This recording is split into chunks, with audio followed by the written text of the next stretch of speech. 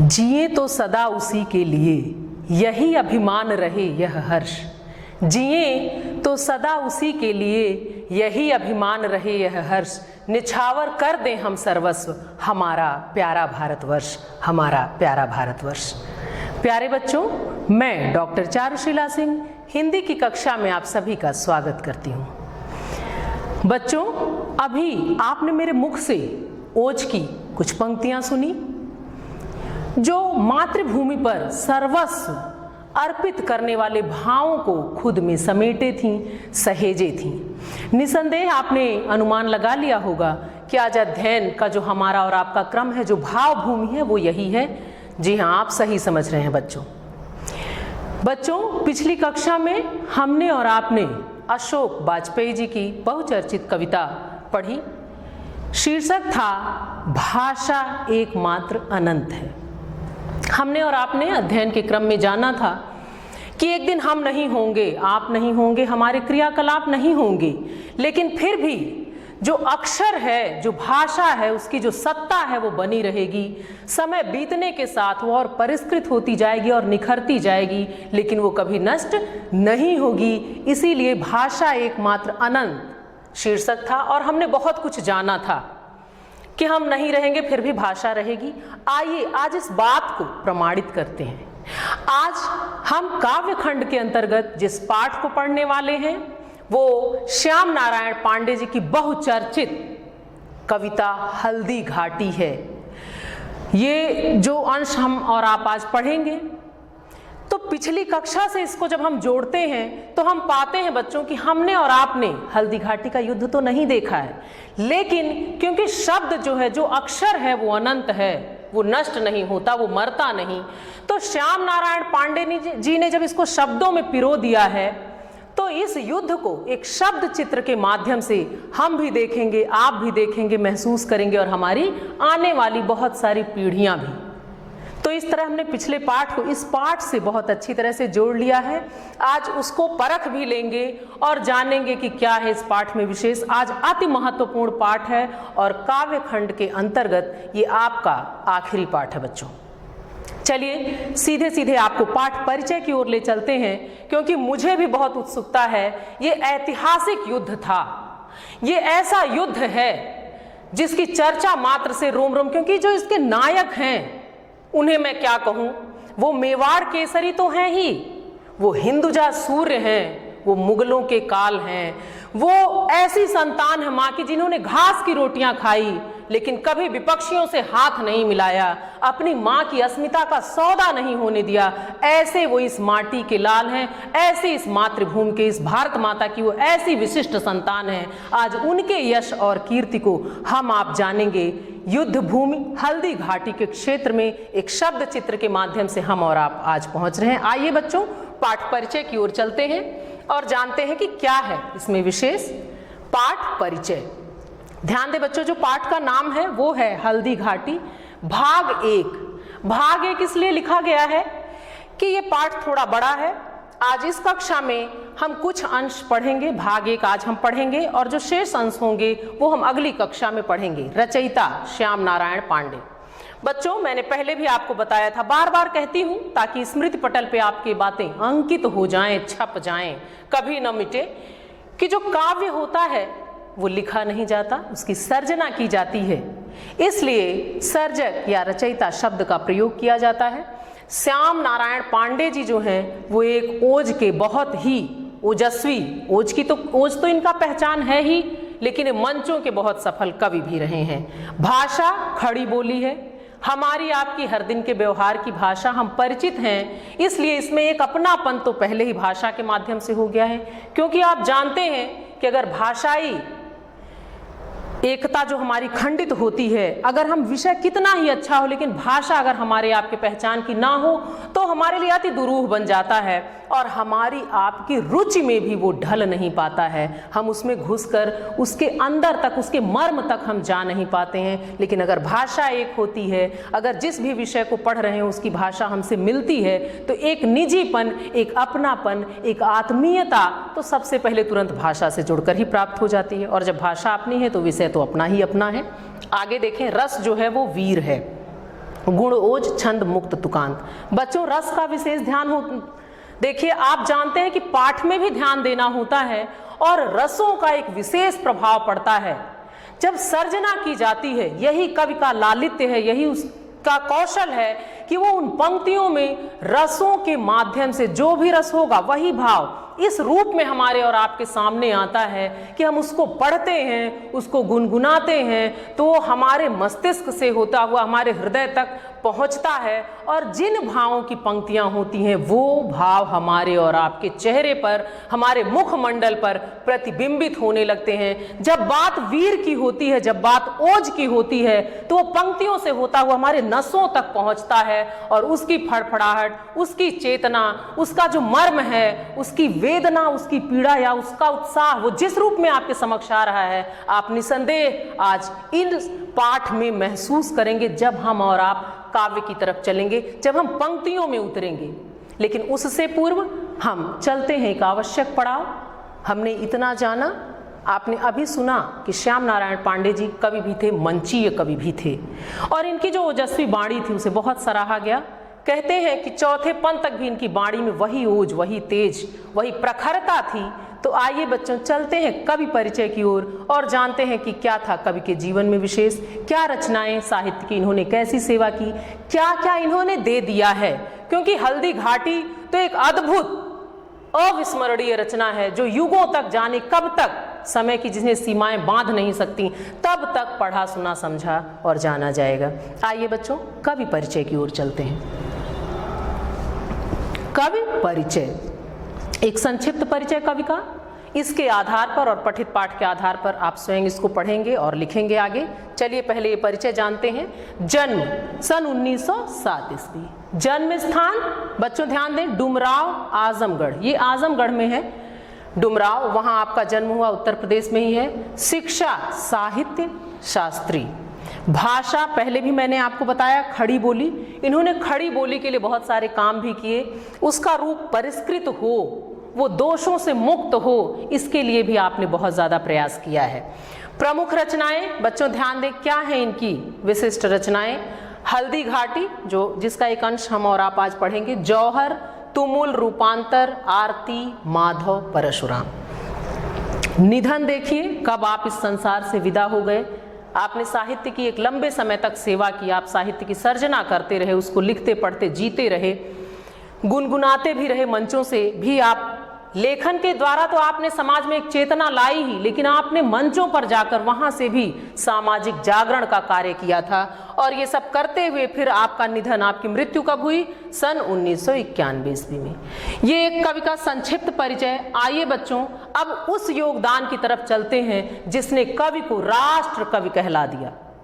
राष्ट्र कवि वस्तुतः तो एक छोटा सा शब्द हमें और आपको लग रहा है बच्चों, लेकिन ये यूं ही नहीं मिलता, पूरे जीवन की ये पूंजी है।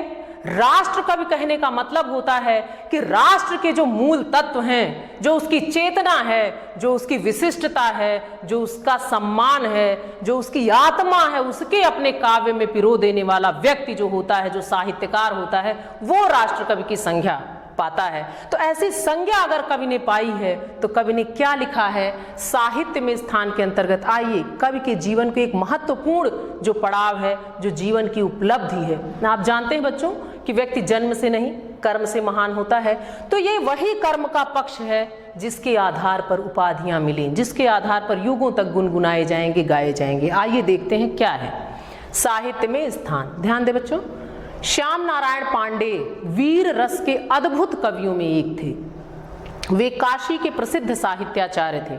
बच्चों देखिए शिक्षा भी आपकी विशिष्ट रही, आप साहित्याचार्य थे, इसीलिए भाषा के परिष्कार पर आपने बहुत ज्यादा काम किया।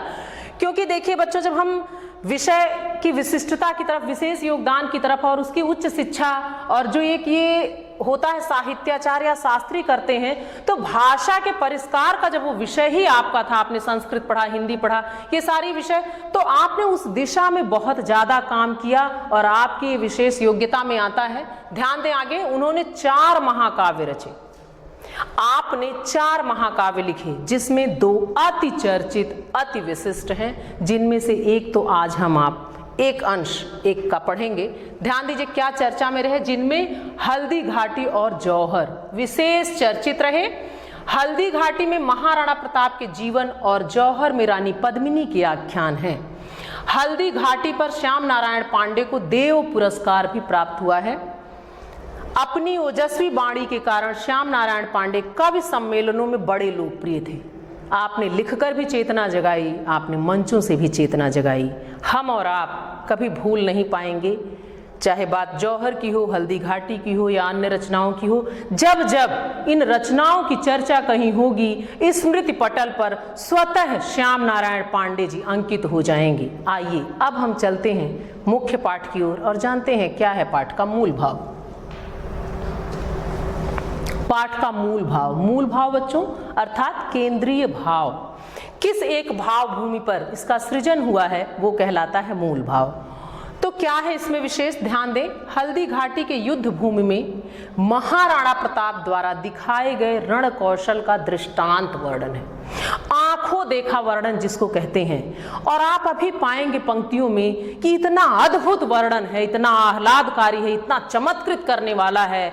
अपने इतिहास को जानकर हम और आप इतने गर्वित होने वाले हैं कि उन पंक्तियों से वो गर्व और हर्ष छलकता हुआ, निकलता हुआ, हमें बेधता हुआ, हमारे तन मन में चेतना भरता हुआ हमारे अंतर मन को तरंगायित करेगा।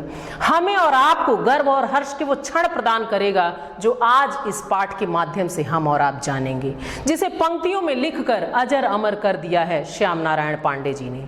आइए बच्चों अब चलते हैं उस विशिष्ट योगदान की तरफ, उन पंक्तियों की तरफ जो हल्दी घाटी के नाम से, बच्चों आप जानते हैं, संक्षिप्त एक चर्चा जान ले। हल्दी घाटी का युद्ध महाराणा प्रताप और अकबर के बीच में हुआ था, लेकिन जिस समय का ये प्रसंग है युद्ध भूमि में महाराणा प्रताप हैं और इनका जो विपक्षी है, जो शत्रु सेना है, उसमें अकबर के सेनापति मान सिंह सेना का प्रतिनिधित्व कर रहे हैं। आप दोनों लोग आमने सामने हैं। उस वक्त कौन सा कौशल, कैसी दक्षता आपने दिखाई युद्ध भूमि में, उसी का ये प्रसंग है जो हम और आप आज पढ़ने जा रहे हैं। तो सबसे पहले तो बच्चों काम आता है, जो सबसे पहला हमारा और आपका काम है वो है इन पंक्तियों के पाठ का। बार बार नहीं दोहराऊंगी, आपको बता चुकी हूं कि पाठ के दो तरीके होते हैं, एक सामान्य पाठ होता है और एक छंद विधान पर आधारित। और आपने पढ़ा था कि काव्य जो होता है उसकी सर्जना ही एक विशेष छंद पर की जाती है, एक लय गति ताल का निर्वाह किया जाता है और जिस रस को उसमें पिरोया जाता है वैसे ही भाव हमारे हृदय से होते हुए हमारे और आपके मुखमंडल तक प्रतिबिंबित होते हैं। आइए बच्चों सबसे पहले इनका छंद विधान के आधार पर पाठ करते हैं, फिर पाठ के बाद हम और आप चलेंगे इसकी विस्तृत व्याख्या की तरफ, इन पंक्तियों के मर्म की तरफ कि इनमें क्या पिरोया गया है, क्या बातें कही गई हैं। आइए ध्यान दें, सबसे पहला काम तो हम कर रहे हैं पाठ का।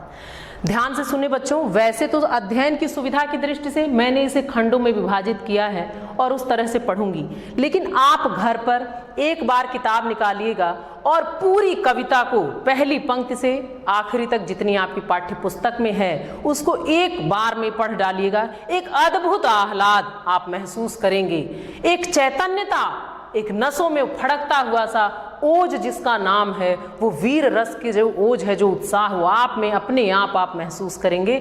लेकिन यहाँ उस सुविधा की दृष्टि से थोड़े थोड़े टुकड़ों में है इसलिए खंड बटेंगे, पर आप एक बार अवश्य पढ़ें, आपको बहुत आनंद आएगा। चलिए पढ़ते हैं, देखते हैं क्या है। मेवाड़ केसरी देख रहा केवल रण का न तमाशा था, वह दौड़ दौड़ करता था रण, वह मान रक्त का प्यासा था। चढ़कर चेतक पर घूम घूम करता सेना रखवाली था, चढ़कर चेतक पर घूम घूम करता सेना रखवाली था। ले महामृत्यु को साथ साथ मानो प्रत्यक्ष कपाली था, ले महामृत्यु को साथ साथ मानो प्रत्यक्ष कपाली था। अद्भुत भाव है बच्चों, और अगर इन्हें पूरा मैं एक स्वर में पढ़ पाती तो अवश्य पढ़ती, कुछ अलग ही भाव भूमि सृजित हो जाती, लेकिन अध्ययन की सुविधा को देखते हुए मुझे टुकड़ों में पढ़ना है, पर आप अवश्य पढ़ें। चलिए अब इन पंक्तियों के अर्थों में चलते हैं कि क्या है विशेष, कवि क्या कहते हैं। श्याम नारायण पांडे जी कहते हैं, अब आप देखिए कि इतना सौंदर्य भर दिया गया है इन पंक्तियों में, ऐसा वर्णन किया गया है कि ऐसा आपको महसूस होगा कि हम और आप इस युद्ध को देख रहे हैं इस शब्द चित्र के माध्यम से। देखिए कवि क्या कहते हैं, मेवाड़ केसरी देख रहा केवल रण का न तमाशा था। केसरी मतलब सिंह, मेवाड़ केसरी ये कहा गया राणा प्रताप के लिए। तो कवि कहते हैं कि जो मेवाड़ केसरी है वो सिर्फ युद्ध का तमाशा देखने नहीं आया है, सिर्फ वो दूर से युद्ध नहीं देख रहा है, क्या कर रहा है, वह दौड़ दौड़ करता था रण, वह मान रक्त का प्यासा था, कि वो स्वयं दौड़ दौड़ कर युद्ध कर रहा है। ऐसा लग रहा है कि वह मान सिंह के रक्त का प्यासा है। ये मान सिंह कौन है, मैंने आपको पहले भी बताया, पुनः बता रही हूं कि जो शत्रु सेना है, जो अकबर की सेना है, उसके जो सेनापति हैं, यानी उधर से जो प्रतिनिधित्व कर रहा है वो है मान सिंह, और आमने सामने राणा प्रताप और मान सिंह। तो कवि कहते हैं कि मेवाड़ केसरी देख रहा केवल रण का न तमाशा था, कि मेवाड़ केसरी सिर्फ युद्ध भूमि का तमाशा नहीं देख रहे हैं, बल्कि वह स्वयं दौड़ दौड़ कर रण कर रहे हैं। दौड़ दौड़ कर कहना मतलब अद्भुत कौशल, पल भर में यहाँ यहाँ वहां वहां वहां, मतलब जहां आवश्यकता है, शत्रु जहां से भी बढ़ता हुआ दिख रहा है वहां दौड़कर उसके प्रहार को रोक देना, उसको टोक देना, उसको वहीं घायल कर देना, वहीं रक्त रंजित कर देना। ये व्यंजना करता है। दौड़ दौड़ में बहुत बड़ी बात छुपी हुई बच्चों, कि अपने ऊपर इतना विश्वास भी होना चाहिए, वो तेज, वो ऊर्जा, वो स्वाभिमान, वो जोश, वो अपनी मां के प्रति स्नेह की व्यंजना कर रहा है। कि क्या कर रहे हैं कि मेवाड़ केसरी दौड़ दौड़ कर रण कर रहे हैं, सिर्फ वो तमाशा नहीं देख रहे हैं, वह मान रक्त का प्यासा था, और ऐसा लग रहा था कि वह मान सिंह के रक्त के प्यासे हों और उसे ढूंढ रहे हों। चढ़कर चेतक पर घूम घूम करता सेना रखवाली था, कि युद्ध भूमि भी कर रहे हैं, लेकिन जो उनका दायित्व है, उस कर्तव्य बोध, उस दायित्व बोध से भी वो विमुख नहीं है। वो युद्ध भी दौड़ दौड़ कर रहे हैं और घूम घूम कर अपनी सेना की रखवाली भी कर रहे हैं, वो उसके रक्षक भी हैं।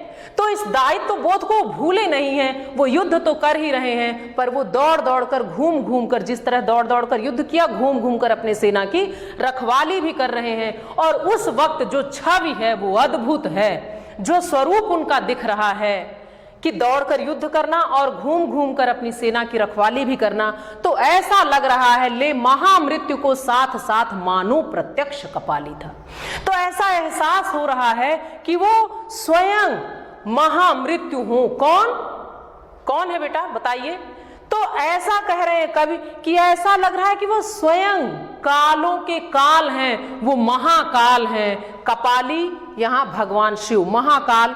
तो कवि कहते हैं कि जैसा ये युद्ध कौशल दिखा रहे हैं, युद्ध भूमि में जो इनकी दक्षता है, जो इनकी स्फूर्ति है, उसको देखकर ऐसा लग रहा है कि ये स्वयं अपने साथ महामृत्यु को लेकर निकल पड़े हैं। और उस समय देखकर लग रहा है कि मानो प्रत्यक्ष कपाली साकार हो गए हों। तो ऐसा रण कौशल, ऐसा जो ऐश्वर्य था, अपनी भूमि के बारे में हम जो भी सुनते आए हैं कि ऐसा प्रताप, ऐसा ऐश्वर्य, वो कहीं न कहीं ये प्रताप हमको इस प्रताप में दिख रहा है। महाराणा प्रताप ने वो कौशल दिखाया कि युद्ध भूमि में ऐसा लगा कि वो स्वयं महामृत्यु के साथ वहां आ गए। उन्हें डर नहीं है, उन्हें जरा भी डर नहीं उनके चेहरे पर। वो सिर्फ क्या कर रहे हैं? दौड़ दौड़ कर युद्ध कर रहे हैं, मान सिंह को खोज रहे हैं और अपनी सेना की रखवाली भी कर रहे हैं। और रक्तपात इतना ज्यादा युद्ध में होता है कि ऐसा लग रहा है कि स्वयं वो महामृत्यु को लेकर वहां पहुंचे हैं। मानो प्रत्यक्ष कपाली था, उनको देखकर लग रहा था कि जैसे स्वयं कपाली हो, स्वयं शिव हो, स्वयं वो महामृत्यु के साथ वहां उपस्थित हो गए हैं और उन्हें कोई भी डर नहीं है। सिर्फ और सिर्फ उनका ध्येय, उनका लक्ष्य जो है वहीं पर उनका ध्यान है। आइए बच्चों अगली पंक्ति की तरफ चलते हैं कि क्या है, ध्यान दीजिए। पहले पाठ फिर चढ़ चेतक पर तलवार उठा रखता था भूतल पानी को, राणा प्रताप सिर काट काट करता था सफल जवानी को। सेना नायक राणा के भी रण देख देख कर चाह भरे, मेवाड़ सिपाही लड़ते थे दूने ते गुने उत्साह भरे। अद्भुत कि क्या कह दिया कि चढ़ चेतक पर तलवार उठा रखता था भूतल पानी को। चेतक के बारे में आप सभी जानते हैं, क्योंकि जिस तरह हम राणा प्रताप के शौर्य और पराक्रम की बात सुनते हैं, हमने चेतक की भी बहुत चर्चाएं सुनी हैं। चेतक कौन? चेतक राणा प्रताप के घोड़े का नाम। तो कवि कहते हैं अगली पंक्तियों में, चढ़ चेतक पर तलवार उठा, कि हाथों में तलवार लिए हुए और चेतक पर चढ़े हुए रखता था भूतल पानी को। ऐसा लग रहा है कि वो भूतल, एक देखिए यहाँ दो अर्थ है, भूतल पृथ्वी तल भी है जिसके नीचे पानी है, और पानी मान सम्मान स्वाभिमान का प्रतीक होता है, और एक भूतल मतलब आपका और हमारा हृदय। तो कवि कहते हैं कि जब वो चेतक पर चढ़कर और तलवार लेकर निकलते हैं, इधर उधर घूमते हैं, ऐसा लग रहा रखता था भूतल पानी को, कि अपने हृदय के अंदर वो स्वाभिमान, वो मान सम्मान अंदर अपने समाहित, अपने अंतर में, अपने हृदय में समाहित किए हुए हैं। राणा प्रताप सिर काट काट करता था सफल जवानी को। और राणा प्रताप इस तरह शीश काट रहे थे शत्रु सेना की कि ऐसा लग रहा था कि उन्होंने अपने जवानी को सफल कर दिया हो। बच्चों, जवानी के वास्तविक अर्थ से आप परिचित हो चुके हैं। आपने माखनलाल चतुर्वेदी जी की कविता जवानी पिछली कक्षा में पढ़ा था। उसके वास्तविक अर्थ को आपने जाना था कि जवानी का अर्थ क्या होता है। शौर्य होता है, पराक्रम होता है, कर्तव्य बोध होता है, और असंभव को संभव में बदल देने वाली वो शक्ति जो स्वयं में समाहित करती है, वो वस्तुतः जवानी कहलाती है। तो कवि कहते हैं कि चेतक पर चढ़कर और तलवार हाथ में लेकर रखता था भूतल पानी को, मान सम्मान को अपने हृदय में रखता था। राणा प्रताप सिर काट काट करता था सफल जवानी को। और राणा प्रताप जो है वो इस तरह शीश काट रहे थे कि उन्होंने अपने जवानी को सफल बना दिया। वो जो जवानी थी वो सफल हो गई, जो युद्ध भूमि में दिखी। सेना नायक राणा के भी रण देख देख कर चाह भरी। ऐसा अक्सर होता है बच्चों कि हम जो देख रहे होते हैं वैसी एक भाव भूमि हमारे अंदर सृजित होने लगती है। आह्लाद का विषय हो तो आह्लाद, और कष्ट हो, रोष हो तो कुछ वैसा ही भाव। तो कवि यहाँ कहते हैं कि राणा प्रताप की जो वीरता थी वो उस कोटि की थी, वो पराक्रम, वो कौशल ऐसा था कि उनके कौशल को देखकर जो उनकी सेना के अन्य लोग थे वो भी उत्साह से भर जाते थे। नायक का, नेतृत्व करने वाले का बहुत बड़ा योगदान होता है, क्योंकि एक जो नेता होता है, जो नेतृत्व करने वाला होता है, वो हमें सही दिशा देता है, और कहीं ना कहीं उसकी बातों में, उसके व्यवहार में वो छाप होती है जो बाकी लोगों से असंभव लगने वाले कार्य भी करा लेती है। यहाँ इसी क्षमता के बारे में कवि बताते हैं। वो कहते हैं, सेना नायक राणा के भी रण देख देख कर चाह भरे, कि जो इनके साथ वाले हैं वो और उत्साह से भर जा रहे हैं। मेवाड़ सिपाही लड़ते थे दूने तुगने उत्साह से, और मेवाड़ के जो अन्य सिपाही थे वो दुगने तुगने उत्साह के साथ युद्ध भूमि में लड़े जा रहे थे, क्योंकि राणा प्रताप का शौर्य देखकर उनके अंदर उत्साह बहुत तेजी से बढ़ रहा था, और कई गुना उत्साह से बढ़ के वो युद्ध भूमि में लड़ रहे थे। अगली पंक्तियों की तरफ चलें बच्चों, देखें क्या है इसमें, ध्यान दीजिए क्या है ये पंक्तियां। मैं पाठ करती हूं फिर अर्थ। क्षण मार दिया कर कोड़े से, रण किया उतर कर घोड़े से, राणा रण कौशल दिखा दिखा चढ़ गया उतर कर घोड़े से, क्षण भीतर हलचल मचा मचा राणा कर की तलवार बढ़ी, था शोर रक्त पीने का यह रणचंडी जीभ पसार बढ़ी, था शोर रक्त पीने का यह रणचंडी जीभ पसार बढ़ी। क्या बात है, निसंदेह एक शब्द चित्र। हम हल्दी घाटी का युद्ध तो नहीं देख रहे हैं बच्चों, लेकिन इस शब्द चित्र के माध्यम से मुझे तो ऐसा प्रतीत हो रहा है जैसे मैं सारा युद्ध भूमि का ये सब कुछ मैं स्वयं अपनी आंखों से देख रही हूं। यही कौशल है कवि का, यही है उनकी लेखनी का, कि उन्होंने ऐसा शब्द चित्र बनाया है कि ऐसी अनुभूति हो रही है जैसे हम और आप युद्ध भूमि में ही हैं और इन दृश्यों को हम देख रहे हैं। देखिए अगली पंक्तियों में कवि क्या कहते हैं। राणा प्रताप का ही कौशल बता रहे हैं बार बार कि वो किस तरह लड़ रहे हैं। क्षण मार दिया कर कोड़े से, रण किया उतर कर घोड़े से, कि वो समय का इतना छोटा माप क्षण कहा कि एक क्षण में वो हाथ के कोड़े से शत्रु सेना पर वार करते थे। रण किया उतर कर घोड़े से, क्षण भर में वो घोड़े से उतर कर लड़ने लगते थे। राणा रण कौशल दिखा दिखा चढ़ गया उतर कर घोड़े, और रण कौशल वो ऐसा दिखा रहे थे कि क्षण भर में वो नीचे उतरते थे और फिर जाने कब वो घोड़े पर बैठ जाते थे। ये अद्भुत कौशल, आप यहां देखें कि स्फूर्ति की बात हो रही है, उत्साह की बात हो रही है, पराक्रम की बात हो रही है, क्योंकि यह संभव तभी है जब उत्साह हो, ओज हो, ऊर्जा हो। तो इन पंक्तियों में राणा प्रताप की ऊर्जा, उनका प्रताप, उनका उत्साह, उनका कौशल, उनकी दक्षता की व्यंजना हो रही है कि क्षण भर में वो कोड़े से वार कर देते थे, तब तक उतरकर घोड़े से लड़ने लगते थे, फिर कुछ कौशल दिखाते थे और चढ़ गया उतरकर घोड़े से, और उतरे और तुरंत चढ़ भी गए। लोगों को जैसे एहसास न हुआ कि कब इतना सब हुआ, और वो कौशल था। क्षण भीषण हलचल मचा मचा राणा कर की तलवार बढ़ी, और उनकी जो तलवार है वो शत्रु सेना के बीच ऐसा हलचल मचाती है, ऐसा रक्तपात होता है कि वो तलवार बढ़ती जाती है तो कैसी लग रही है, था शोर रक्त पीने का यह रणचंडी जीभ पसार, कि वो तलवार तो रक्त पीना चाह रही है, वो शत्रु सेना का विनाश चाहती है, उनका खंडन चाहती है, उनका सिरोच्छेदन करना चाहती है, लेकिन ऐसा लग रहा है कि स्वयं रणचंडी जो है वो युद्ध भूमि में आ गई हैं, और वो तलवार ऐसी लग रही है मानो वो स्वयं अपना जीभ पसार कर आगे बढ़ रही हूं। किस लिए? रक्त पीने के लिए। यहां दुर्गा जी की भी बात कर दी गई, चंडी की बात कर दी गई। जो रक्तपात, जो भीषण रक्तपात होता है उसको देखकर कवि कहते हैं, एक बार और देखें, क्षण भीषण हलचल मचा मचा राणा कर की तलवार बढ़ी, कि उनकी तलवार यूं ही आगे नहीं बढ़ रही, वो हलचल मचाते हुए शत्रु सेना के बीच में घुसते जाते हैं। उस वक्त उनकी जो तलवार है वो ऐसी लग रही है जैसे वो रक्त पीने की इच्छा से चंडी स्वयं वहां आ गई हूं। ऐसा महसूस हो रहा है कि वो तलवार नहीं है, वो दुर्गा की, चंडी की जीभ है काली की, जो स्वयं आगे बढ़ी है रक्त को पीने के लिए। अद्भुत सौंदर्य है, अद्भुत वर्णन है बच्चों। आज तो हमने इन पंक्तियों के माध्यम से जान भी लिया कि क्या कौशल रहा होगा। आइए एक आवश्यक पड़ाव काव्यगत सौंदर्य की तरफ चलते हैं और देखते हैं कि क्या था इन पंक्तियों में विशेष। राणा प्रताप की वीरता का अद्भुत वर्णन हुआ है। निसंदेह बच्चों इस अद्भुत वर्णन को हमने और आपने महसूस किया।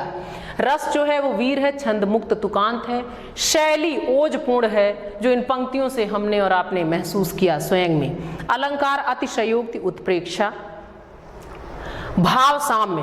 भाव साम्य आप जानते हैं बच्चों, जहां ऐसे ही भावों की समानता मिलती है उन पंक्तियों को हम भाव साम्य के लिए लेंगे। इन्हीं भावों को लेकर और भी पंक्तियां लिखी गई हैं, जिनमें से उदाहरण के तौर पे कुछ पंक्तियां एक आप देख लें कि क्या है। भाव साम्य का मतलब होता है जिन भावों की समानता हो। ऐसे ही कौशल का वर्णन किसी और भी कवि ने किया है। भाव साम्य में देखें, अशेष रक्त तोल दो, स्वतंत्रता का मोल दो, कड़ी युगों की खोल दो, डरो नहीं मरो नहीं, बढ़े चलो बढ़े चलो। अद्भुत भाव है। तो यही भाव जो अभी आपने पंक्तियों में पढ़ा वो भाव साम्य की इन पंक्तियों में। आइए बच्चों अब अपने अभीष्ट की तरफ चलते हैं। शेष अंश हम और आप अगली कक्षा में पढ़ेंगे। तो आज के लिए आपके लिए इतना ही कि आप घर पर उन पंक्तियों को पढ़ें, दोहराएं, पूरे स्वर में एक बार एक लय में जान लें कि कैसा है वो ओज आप महसूस करें। संप्राप्ति, हमने और आपने आज क्या पाया। निसंदेह बच्चों आज हमने और आपने अपने गौरवशाली इतिहास को जाना। राणा प्रताप की शूर वीरता से, उनके अद्भुत पराक्रम से हम परिचित हुए, और हम इससे भी परिचित हुए कि कवि की लेखनी की जितनी बातें कही जाती थीं वो वस्तुतः यथार्थ हैं। हमने वो शब्द चित्र आज देख लिया जो कवि की पैनी लेखनी से बनी हुई थी। धन्यवाद।